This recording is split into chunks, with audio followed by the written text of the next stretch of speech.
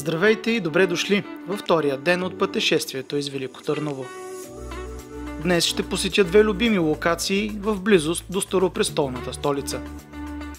Като казах любими, именно това е ключовата дума за първата ми разходка за деня. Люлката на влюбените. От хотел Боляри поех вляво от малкия Интер към крепост Царевец. Оттам също вляво тръгнах по пътя за Арбанаси. Веднага след моста прецених, че пътя не е много безопасен за пешеходци. Буквално нямаше къде да се върви, а и с този интензивен трафик си беше опасничко. Затова взех решение да се върна за колата. Докато обръщах на кръстовището за манастир Свети Николай Чудотворец и разклона за Арбанаси, видях чешма и малък импровизиран паркинг с малка табелка. Люлката. В близост до голям билборд. Успях да хвана сравнително добро време между дъждовете. Затова и началото на пътеката се оказа кална, с локви и коловози. По принцип ме е страх, като се подготвям за локация и прочита "няма къде да се загубите". Да, се губя поне по 3 пъти. Но тук наистина успях да не се загубя. Напротив, продължавах смело напред. Бях чел, че има 2 пътя от Велико Търново към люлката. Един стръмен и кратък и един по-дълъг, но и по-лесен. Именно по него поех аз.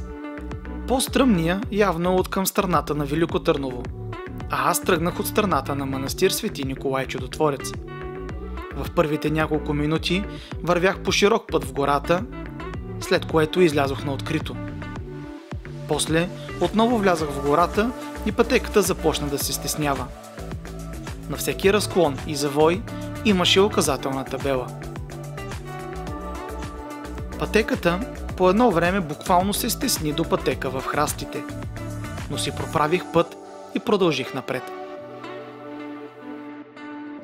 Стигнах до място с поредният разклон, на който пишеше люлката. Наляво, надолу. Но предвид безопасността ми, поех по надписа със стрелка "Безопасна пътека надясно". Бях говорил първия ден с великотърновци, споменаха, че имало хора, вървяли по венеца на планината, пътека, която не е обезопасена. Явно ставаше дума точно за този участък.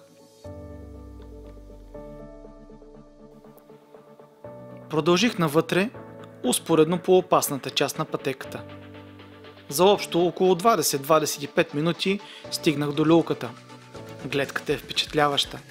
Самата люлка ми се стори леко опасна. Аз самият се пуснах по нея, да се излюлям, беше си страшничко. В момента, в който си повдигнах краката и като тръгнах напред, настръхнах и си казах: връщаш се назад, пускаш краката и бягаш от тука. Така че едно на ум, приятели. Верно, беше сухо в района на самата пейка, но и сухо е достатъчно опасно и има възможност човек да се подхлъзне. Налюбувах се на гледката и поех по опасната част от необезопасената пътека. Гледките си заслужават. Вече не ми пречиха дърветата, за да видя крепостта Царевец и хълма Трапезица, река Янтра и мостът, който прекусих на идване. Веднъж пеша и втория път с колата.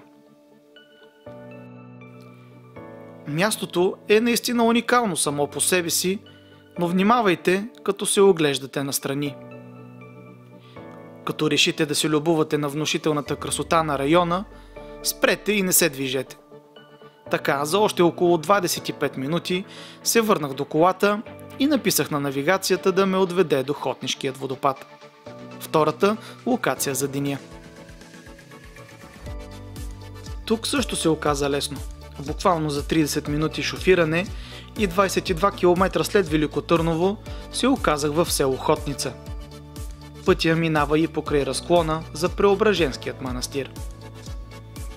От паркинга на водопада буквално се чува самият водопад, който е на 5 минути пеша през едно мостче и голяма поляна, на която може да си направите пикник, така и да хапнете в близките заведения. Водопадът е висок 30 метра, а в долната си част под скалите, от които пада водата, се образува синьо-зелено езеро. Цветовете в тази част на годината са уникални. Разходката далеч не приключва до тук. В страни на водопада започва и едноименната екопътека. Нагоре по нея се качвате върху самият водопад, а най-накрая стигате и самият каньон на река Бохот. Цялата пътека преминах в едно от предишните си посещения на водопада. Пътеката започва от каменни стъпала, преминава в дървени, почти отвесни стълби и няколко мостчета. Още в началото на изкачването се откри прекрасна гледка и пейзаж, който ми напълни душата. Изкачих се над Хотнишкият водопад, откъдето гледката също бе магично красива.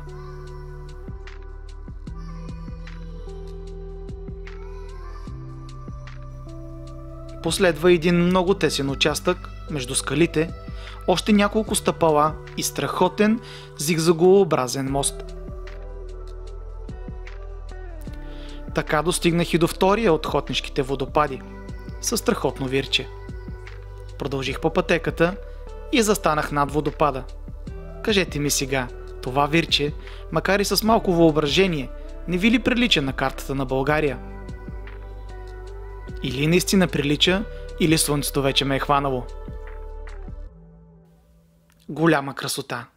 Продължете и нагоре по пътеката, за да се окажете и над самия каньон. Горещо ви го препоръчвам. Тук някъде обаче аз реших да се връщам към хотела. А и как да ви запаля да посетите това място, ако ви покажа абсолютно всичко от местността? Толкова от околностите на Велико Търново, приятели. Направете си вашият план и заповядайте с вашето семейство или приятели. Аз се връщам към хотела, а утре, или по-скоро в следващият ни епизод от това пътешествие, ще ви покажем крепостта Царевец. Чао и до нови срещи!